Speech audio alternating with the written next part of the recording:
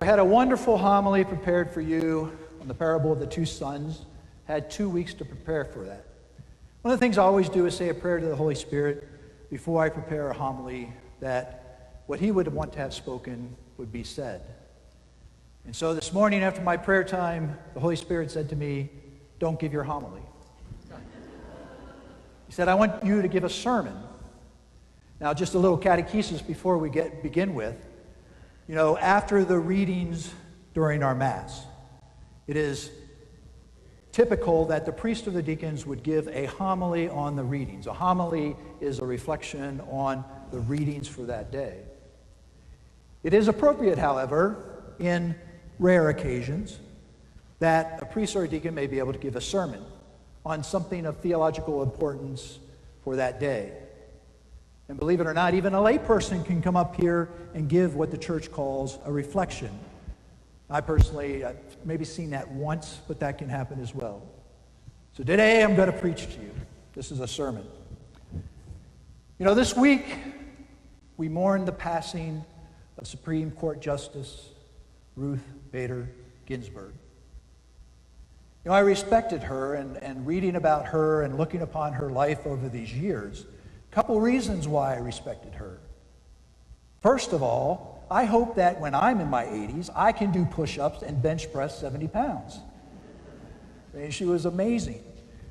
The other thing I admired about her is she had strong convictions, and she was not afraid to stand on those convictions. And she would give very cogent arguments for those. You could say of her, of Justice Ginsburg, that she walked the talk. But probably most endearing this week in reading about her and her life was her relationship with Justice Scalia, who passed away a few years ago.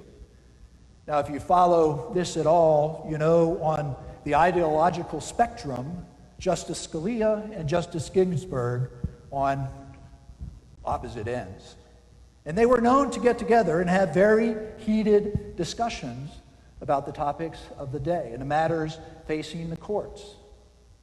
But at the end of the day, they could lay it all down, and they were close friends. You know, you can, and what I got out of this, and what I hope we as a country can get out of this, is that you can disagree with somebody and still respect them. Justice Scalia and Justice Ginsburg respected each other. So, and I'm not going to go political on this, but as a result of this, that there is a possibility to fill Justice Ginsburg's seat. And as a matter of fact, even as I'm speaking now, the president is supposed to be announcing his nomination for that replacement. And if you haven't read about her, I want to share a few things with her. Once again, I'm looking at this from a theological perspective, not a political one. You know, I'm not saying that this seat should be filled right now or anything like this. I'm just speaking to what's in front of us and what you're going to see in the news these next coming weeks. So, the presumptive nominee is Judge Amy Coney Barrett. She was actually nominated by the president back in 2017 to be on the Michigan State Court of Appeals. And that required her to undergo a Senate Judiciary Committee hearing and be grilled. Now, just a side fact, a fun fact, how many members of the Supreme Court are currently Catholic? Do you know? 5. If she would be nominated, if she would be ratified, she would be the 6th Catholic Supreme Court justice. But anyway, she came under very hard scrutiny because of her faith. You see, Judge Barrett is a Catholic, but a little bit different than others. She's a Catholic that walks the talk, so to speak. And the chairman of that Senate Judiciary Committee, as they were grilling her for this appointment, made the comment, "The dogma lives loudly in you."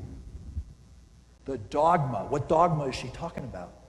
The dogma of the Catholic Church lives loudly in you. I'd hear that and say, oh, the force is with me, right? The dogma of the church. I infer in that Judge Barrett was walking the talk. Now, another thing that's coming out is, and you'll see it in the next coming days, it's already started, is about our affiliation with the Catholic Charismatic Renewal.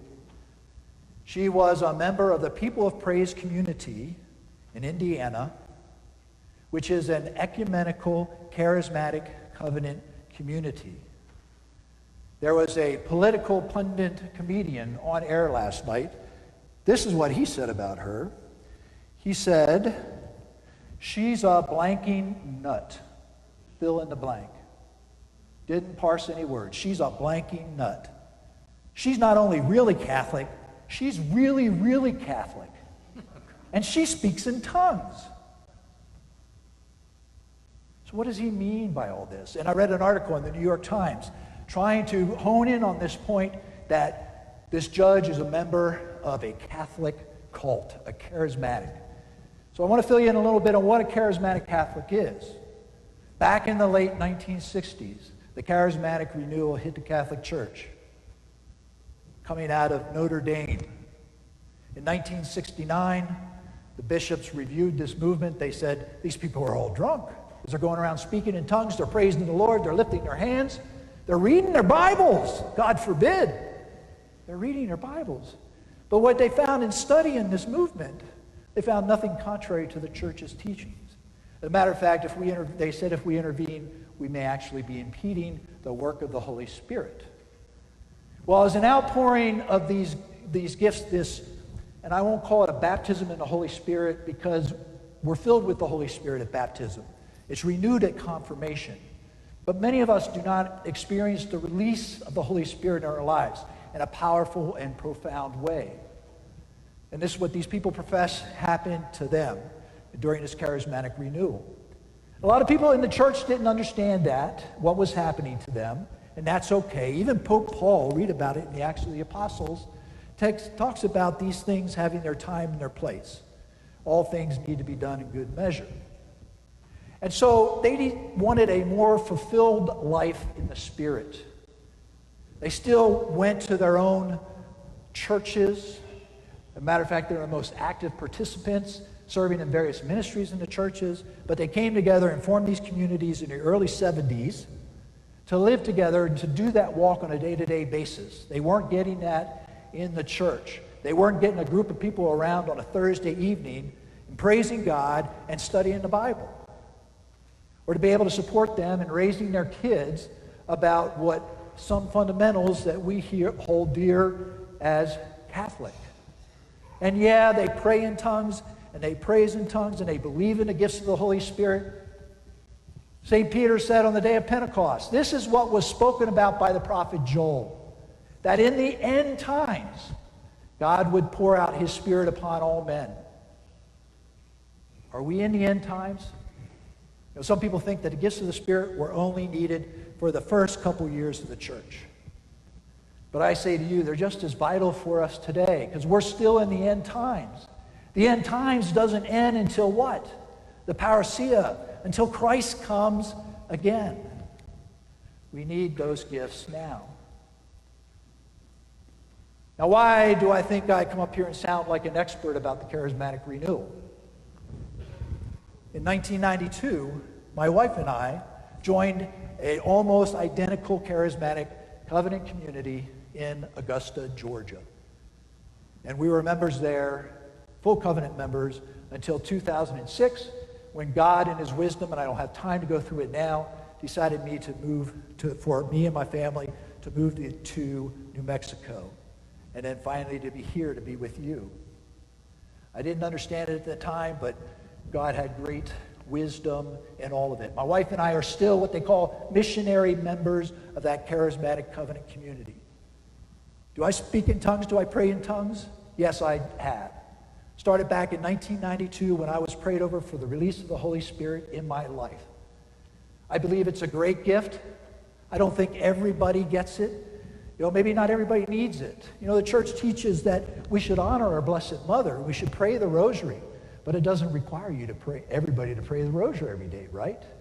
Well, I think it's kind of synonymous with this outpouring of the Holy Spirit. If you want it, it's there for you. If you want motherly advice, go to her. She's there. You'll get it. Okay? But you have to ask for it. So that was the least of the gifts that I experienced. You know what was first and foremost? The next day, after I was prayed over, and I was on fire for Jesus, I bought this Bible. First Bible I ever purchased, first Bible I ever read. I've read it many times. You see, this one is pretty worn out. I think I'm on my 5th Bible right now. The next thing that happened to me is like, I got to go back to church. And the priest elevated the Eucharist, and I said, that's Jesus. That's what the Holy Spirit did for me. And that's why I can speak up, get up here and tell you what it means to be charismatic. So I hope maybe people judge me one day that the dogma lives loudly in me. Because yes, I am a Bible reading, Jesus-loving, hair on fire, Eucharistic, gotta have it Catholic. And my prayer for all of you today is that you too could live a life that the dogma speaks loudly in you. I pray that you can learn to walk the talk. The parable of the 2 sons today, Jesus was condemning the Pharisees for just that. They were great at talking the talk, but they could not walk that talk. Tax collectors and sinners were receiving the good news. They were receiving the Holy Spirit into their lives, and they were going to enter into the kingdom of heaven before them. One of the best prayers that's said over a deacon, permanent deacon or a transitional deacon during their ordination process is the one where the bishop hands the deacon the gospel. And this is my closing prayer for you all too, that you would be able to live this. Because it's not just for deacons, it's not just for priests, it's for every single one of you, so that the dogma will live loudly in you. The bishop says, receive the gospel of Christ, whose herald you now are. Believe what you read. Preach what you believe. Most importantly, practice what you preach. Walk the talk.